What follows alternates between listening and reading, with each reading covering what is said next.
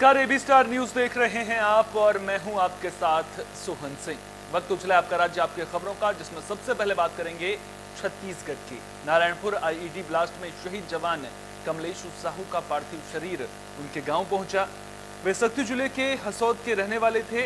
इस मौके पर छत्तीसगढ़ के नवनियुक्त उप मुख्यमंत्री विजय शर्मा भी पहुंचे और उन्होंने शहीद को श्रद्धांजलि दी और परिवार को ढांढस भी बंधाया। गांव में जब शहीद कमलेश साहू की शव यात्रा निकली तो उसमें बड़ी संख्या में लोग शामिल हुए। राजकीय सम्मान के साथ शहीद का अंतिम संस्कार किया गया। मैंने शहीद कमलेश साहू जी के अमर रहे इसी की नारा पूरा हसद गांव के और आसपास के सब नौजवान मन लगात रही हैं। दृश्य बड़ा मार्मिक रही से 1.5 साल हुए है उनकर बिहाव होए अभी बहू भी बड़ा मतलब रही है बिहल रही है। उनकर महतारी है गाल थपथपा के ओला उठाए कोशिश करते रही, बड़ा ही लगे। मैं सोचता हूँ कि काबर करते नक्सली मन इसना काबर उनला कहा मिल जाते भाई। इसने बहुत दुखे दुनिया वा सब मैंने अतका दिन के हो गए नक्सलवाद ला आए तो का कटरीन भाई हुआ का करना चाहते हैं का। हरियाणा में आपकी बदलाव यात्रा शुरू हो चुकी है। फरीदाबाद में यात्रा की अगुवाई पार्टी के सांसद और प्रदेश अध्यक्ष सुशील गुप्ता ने की। इस दौरान बड़ी संख्या में पार्टी के कार्यकर्ता मौजूद रहे। सुशील गुप्ता हरियाणा सरकार पर जमकर बरसे। उन्होंने कहा कि हरियाणा में भ्रष्टाचार चरम पर है, महंगाई और बेरोजगारी लगातार बढ़ रही है और युवा आत्महत्या कर रहे हैं। इसीलिए हरियाणा की जनता बदलाव चाहती है। हरियाणा के अंदर शिक्षण संस्थाओं का बुरा हाल है।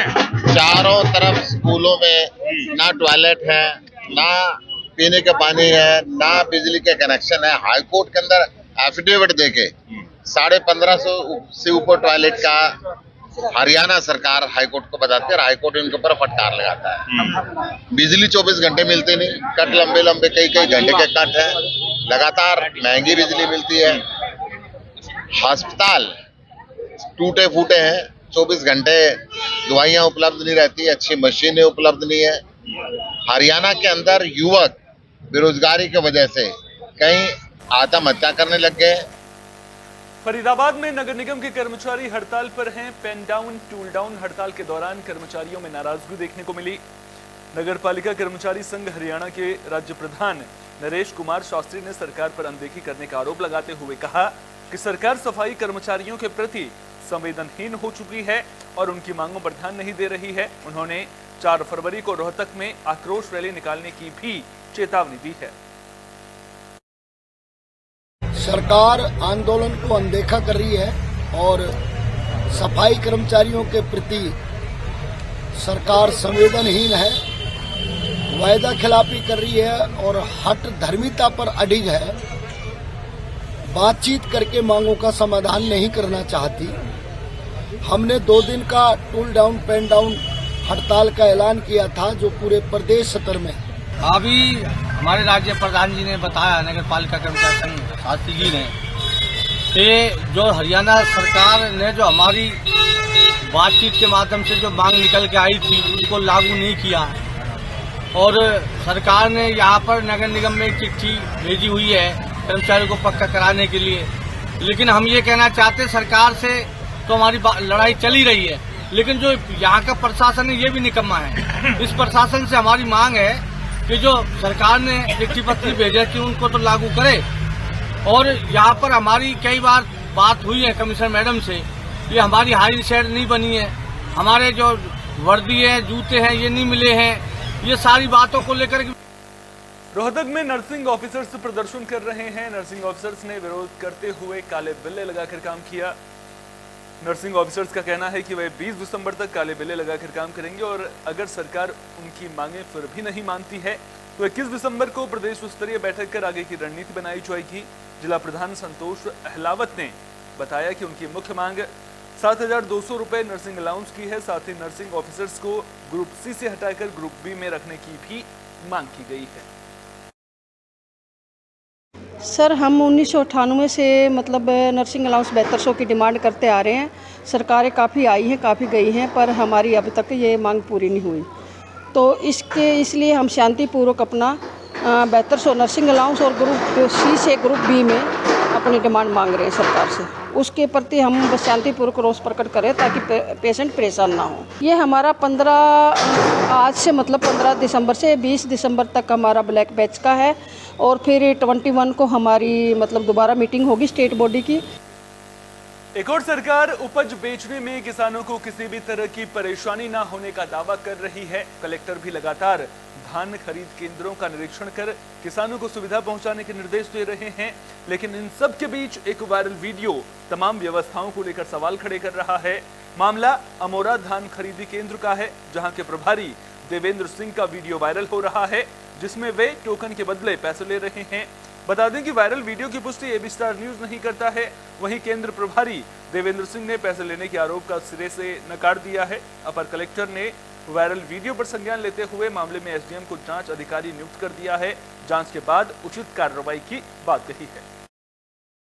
ये अमोरा धान खरीदी केंद्र में जो प्रभारी है उसके द्वारा एक किसानों से पैसा लेते हुए एक वीडियो वायरल आज मीडिया के माध्यम से प्राप्त हुआ है, जिसे कि एसडीएम को जो है जांच के लिए भेजा गया है। एसडीएम से रिपोर्ट प्राप्त होते ही तत्काल अगर वो सही पाया जाता है तो उस पर कार्रवाई की जाएगी। मेरे द्वारा किसी प्रकार कभी तक एक भी टोकन नहीं काटा गया। जितना भी टोकन समिति से कटा है मेरे कंप्यूटर ऑपरेटर द्वारा काटा गया है। मैं वहाँ का संस्था प्रबंधक हूँ और मेरे द्वारा किसी पर पैसा नहीं दिया गया। जो भी पैसा लेन देन का जो वीडियो वायरल हुआ है वो पर्सनल मैटर है, मतलब वो किसान अपने स्वेच्छा से दिए होंगे और किसी के द्वारा पैसा मांगने का कोई अभी तक औचित्य नहीं है। आप नहीं लगता तो आप किसी वहाँ समिति से आप स्वयं मेरे साथ चलिए। फरीदाबाद में सीएम फ्लाइंग की टीम का एक्शन देखने को मिला है। शहरी विकास प्राधिकरण विभाग में सीएम फ्लाइंग की टीम ने छापा मारा है।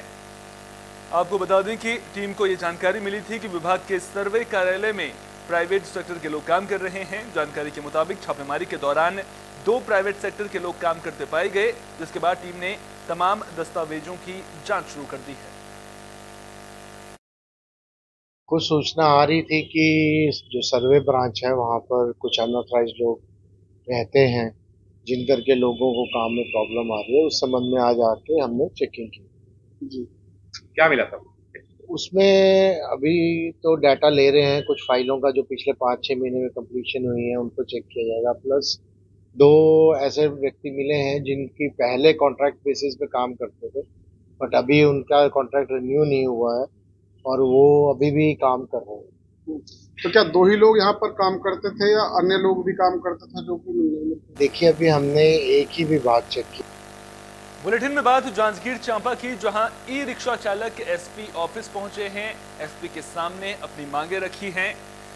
ई रिक्शा चालकों के लिए स्टैंड और चार्जिंग पॉइंट की व्यवस्था करने की मांग की है। दरअसल जांजगीर चांपा में 40 से ज्यादा ई रिक्शा चालक हैं जो सवारी के लिए शहर में इधर उधर घूमते रहते हैं। ई रिक्शा चालकों का कहना है कि डीजल और पेट्रोल ऑटो चालक इन्हें न केवल परेशान करते हैं बल्कि कहीं पर भी सवारी के लिए इंतजार करने से भी मना करते हैं। कई बार उनके साथ गाली गलौज और मारपीट भी की जाती है। मैं रोहिणी दरन हूँ। मैं जांजगीर चांपा में मतलब जांजगीर में भी एक मात्र ऑटो चलाती हूँ, ई रिक्शा। नैला जाते हैं सवारी लेके तो भैया लोग बदतमीजी करते हैं। ये मतलब वो ब्लैक काला ऑटो वाले लोग। और सर, हम लोगों को भी जगह चाहिए अपने, जैसे भी दुकान के पास खड़े होते हैं तो उन लोग भी किसको जगह भी नहीं है यहाँ ई रिक्शा खड़ा करने के लिए। तो हाँ, हम लोग बैटरी ऑटो ई रिक्शा वाले हैं और जगह की मांग के लिए हम लोग 22/5 से लगातार कलेक्टर साहब, एसपी महोदय, एसपी साहब और नगर पालिका अध्यक्ष के पास जा चुके हैं, तो कोई हमारी मांग को पूरा नहीं किए हैं। और फरीदाबाद के मोहना गांव की डॉली ने कमाल कर दिया है। उनकी 6 साल की मेहनत रंग लाई है। दरअसल डॉली ने नेशनल गेम्स में गुजरात से तीरंदाजी में ब्रॉन्ज मेडल जीतकर प्रदेश का नाम रोशन किया है। डॉली के कोच ने कहा कि डॉली की कड़ी मेहनत की वजह से उन्हें ये कामयाबी मिली है और अब डॉली का अगला टारगेट एशियन गेम्स है। डॉली की कामयाबी पर उनके माता पिता ने भी खुशी जाहिर की है। मैं गुजरात नेशनल खेलने गई थी, वहाँ पे मेरा ब्रॉन्ज मेडल आया है। इस सफर तक पहुँचने में कितनी मेहनत आपकी रही है? मैं 8-7 साल से बहुत मेहनत कर रही हूँ, जब जाके यहाँ तक पहुँची हूँ। बहुत खुशी का हुआ है जी। और हम तो ये चाहते हैं गांव का नाम और अपने प्रांत का, देश का नाम करें और आगे चल के दिन रात मेहनत करती है और हम पे जो सहयोग है हम तो कर ही रहे हैं। तो इस मुकाम तक पहुंचने में बेटी की कितनी मेहनत लगी है? बेटी की जी दिन रात मेहनत कर रही है, रात को रात ना देख रही, दिन को दिन नहीं देख रही। डॉली को यहाँ तक पहुँचने में 6-7 साल लग गए और उसका अथक प्रयास रहा है यहाँ तक पहुँचने के लिए। उसने 2016 में गेम स्टार्ट किया था, कई बार गोल्ड मेडल आया है उसका स्टेट लेवल में। 2019 में वो नेशनल में पहुंची थी कि पर किसी कारणवश। बेतिया से सड़क हादसे की खबर है। बाइक स्लिप होने की वजह से बाइक चालक घायल हो गया है। हादसा रामनगर भैरवगंज त्रिवेणी नहर रोड पर हुआ। घायल की पहचान 30 साल के लालचंद पाल के रूप में हुई है, जो बांसगांव बरसोनी के रहने वाले हैं। हादसे की खबर मिलते ही रामनगर पुलिस मौके पर पहुंची, जिसके बाद घायल को प्राथमिक स्वास्थ्य केंद्र में भर्ती किया गया, जहां से उन्हें बेहतर इलाज के लिए बेतिया रेफर कर दिया गया है।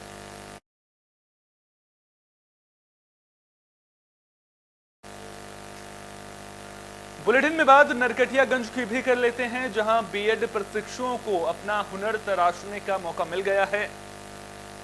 दरअसल तारकेश्वर प्रसाद वर्मा कॉलेज के बीएड सेकेंड ईयर के प्रशिक्षुओं को अलग अलग स्कूलों में इंटर्नशिप के लिए भेजा गया है।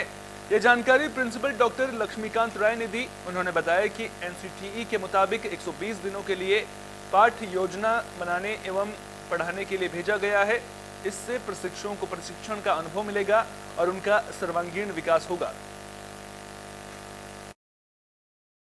बीएड सत्र 2022-24 के द्वितीय वर्ष के प्रशिक्षुओं का विभिन्न विद्यालयों में इंटर्नशिप चल रहा है, जिसमें उत्क्रमित विद्यालय अजवा सुगौली, उत्क्रमित विद्यालय सिसवा बहुअरवा, उत्क्रमित विद्यालय चकौड़ा, उत्क्रमित विद्यालय राजपुर मदन, उत्क्रमित विद्यालय कुइरगावा एवं मथुरा सभी उच्च विद्यालयों में यहाँ के प्रशिक्षुगण जाकर बच्चों को पढ़ा रहे हैं, जिससे उनके कौशल का विकास होगा। यह प्रशिक्षण 120 दिनों तक चलेगा, जिसमें छात्रों को पढ़ाएंगे और एक प्रकार की अनुभव प्राप्त। बुलेटिन में बात जबलपुर की, जहां ताइक्वांडो प्रतियोगिता का आयोजन किया गया है। बता दें कि ये आयोजन Gyanodaya children academy Rajul city Garha में किया गया। एक दिवसीय इंटर स्कूल ताइक्वांडो प्रतियोगिता का शुभारंभ शाला के निदेशक मुकेश साहू और प्रिंसिपल ज्योति साहू ने किया। शाला के खेल प्रभारी मंजू राय और विक्रम सिंह राजपूत प्रतियोगिता के सूत्रधार रहे। प्रतियोगिता में करीब 10 स्कूलों ने भाग लिया। कार्यक्रम के अंत में प्रतियोगी छात्र छात्राओं को सम्मानित भी किया गया। लोगों ने अपने ज्ञानोदय स्कूल में ताइक्वांडो कंपटीशन ऑर्गेनाइज किया है।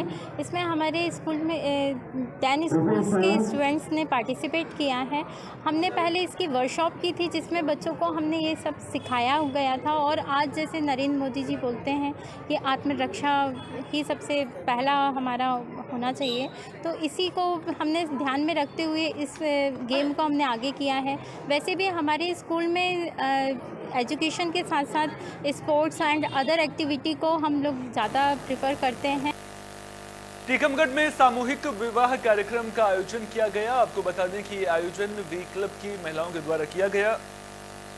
इस समारोह में सबसे बड़ी बात यह रही कि क्लब ने एक अनाथ कन्या की भी शादी कराई।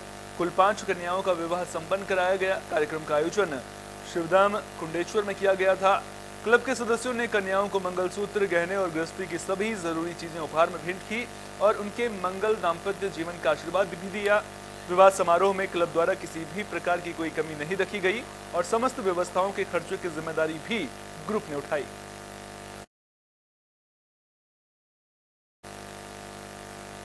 आपका राज्य आपकी खबरों में फिलहाल के लिए इतना ही। अपना बहुत बहुत ख्याल रखिए। देश और दुनिया की तमाम अहम खबरों के लिए देखते रहिए AB स्टार न्यूज।